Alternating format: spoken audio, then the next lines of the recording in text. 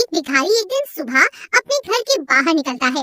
त्योहार का दिन था। उसे गांव में बहुत भिक्षा मिलने की संभावना दिख रही थी।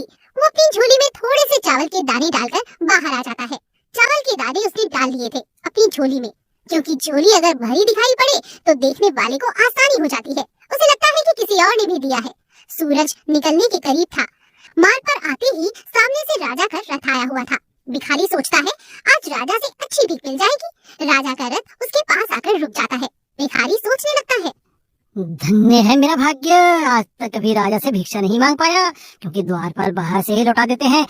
आज राजा स्वयं मेरे सामने आके खड़ा हो गया है।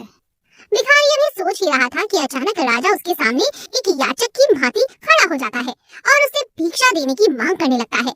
राजा कहता है, आज देश पर बहुत बड़ा संकट आया हुआ है। ज्योतिषियों ने कहा है कि इस संकट से उबरने के लिए यदि मैं अपना सब कुछ त्याग कर एक याचक की भांति भिक्षा ग्रहण करके लाऊंगा, तभी इसका उपाय संभव है। तुम आज मुझे पहले आदमी मिले हो, इसलिए मैं तुमसे भिक्षा की मांग कर रहा हूँ। यदि तुमने मना कर दिया तो देश का संकट टल नहीं पाएगा, इसलिए तुम मुझे भिक्षा में कुछ भी दे दो। भिखारी तो सारा जीवन मांगता ही आया था, कभी देने के लिए उसका हाथ उठा ही नहीं था। वो सोच में पड़ गया कि आज कैसा समय आ गया है कि एक भिखारी से भिक्षा मांगी जा रही है और मना भी नहीं कर सकता। क्या मुसीबत है, सोचा था राजा से इनाम लूंगा, लेकिन यहाँ तो उल्टे लेने के देने ही पड़ गए। चलो क्या करे, देश का मामला है, एक दाना चावल दे ही देता हूँ। बड़ी मुश्किल से चावल का दाना निकाल कर उसने राजा को दे दिया। राजा वही चावल का दाना ले बहुत खुश होकर आगे बढ़ जाता है। सबने उस राजा को बढ़ चढ़ कर भिक्षा दी, परंतु भिखारी को चावल के दाने के जाने का भी बहुत ज्यादा गम सता रहा था। जैसे तैसे वो शाम को घर आ जाता है। भिखारी की पत्नी ने भिखारी की झोली पलटी तो उसमें से भीख के अंदर एक सोने का चावल का दाना दिखाई दिया। भिखारी की पत्नी ने उसे जब उस सोने के दाने के बारे में बताया तब भिखारी छाती जोर जोर से पीटने लगा। अरे मेरी फूटी किस्मत, मैंने राजा को और कुछ क्यों नहीं दिया, राजा को सारे चावल के दाने क्यों नहीं दे दिए। अगर मैं राजा को सब दे देता तो सारा सोने का हो जाता।